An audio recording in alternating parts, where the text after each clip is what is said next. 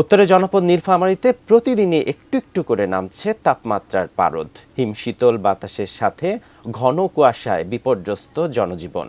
আরও জানাতে শহরের বড় মসজিদ এলাকা থেকে সরাসরি যুক্ত হচ্ছেন প্রতিনিধি মিল্লাদুর রহমান মামুন। মামুন, প্রতিদিনই নীলফামারীতে যেটা বলছিলাম যে তাপমাত্রা কমতে থাকছে, তো সেখানকার জনজীবনে কি অবস্থা?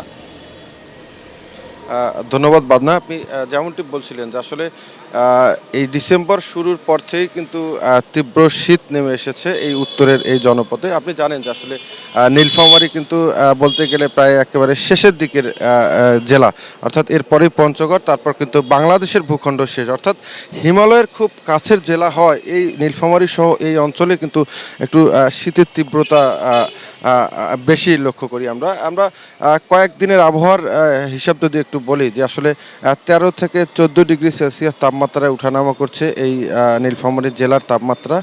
নীলফামারী জেলায় দুটি আবহাওয়া অফিস আছে, একটি হচ্ছে নীলফামারীর সৈয়দপুর আবহাওয়া অফিস এবং ডিমলা আবহাওয়া অফিস।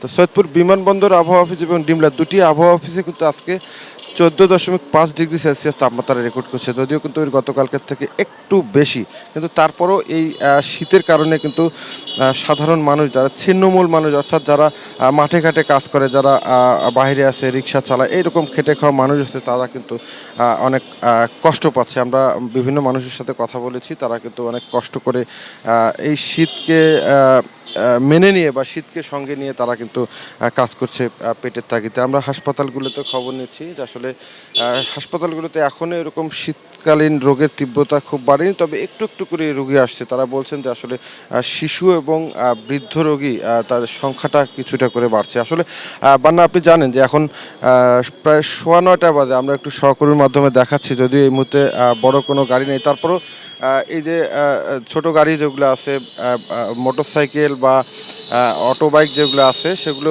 এছাড়াও ট্রাক যেগুলো, সব কিছুই কিন্তু আসলে বাস ট্রাক বা পাবলিক পরিবহন যেগুলো আছে সবগুলোই কিন্তু লাইট জ্বালিয়ে চলাচল করছে। এখন পর্যন্ত কিন্তু আসলে সূর্যের দেখা মেলেনি এবং প্রায় দিনে কিন্তু 11টা 12টা এই সময় পর্যন্ত আসলে কুয়াশার চাদরে ঢাকা থাকে। আসলে এই কুয়াশার কারণে কিন্তু সৈয়দপুর বিমানবন্দরের কিন্তু প্রায় সময় কিন্তু আসলে বিমান ওঠানামায় বিলম্ব হচ্ছে আসলে।